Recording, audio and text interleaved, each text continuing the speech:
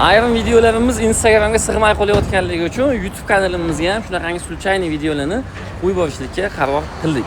Xo'p, Lip Motors C11 mashinasi. Bu mashinamizni biz oldimizga nima uchun olib kelishgan? Motor moylarini hamda korobka moylarini almashtirishlik uchun, ya'ni reduktor moylarini almashtirishlik uchun. Bu mashinamiz gibrid bo'ladi, bilasizlar, ham benzinga, ham tokka harakatlanadi.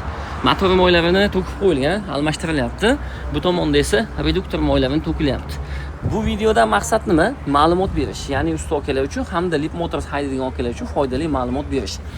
Moyni rangiga e'tibor berasizlar, oppoq bo'ladi. Nimaga? Chunki bu moy 75 ga 85, ya'ni Dextron 6 emas bu, mexanikaga quyiladigan 80 ga 90 emas.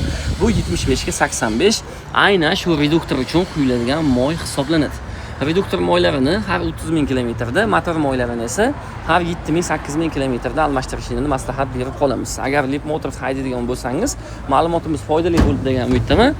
Motor moyini hamda reduktor moylarini vaqtda almashtirib yuradigan bo'lsangiz, mashinangiz uzoq vaqtgacha muammo ko'rsatmasdan chiroyli xizmat qiladi.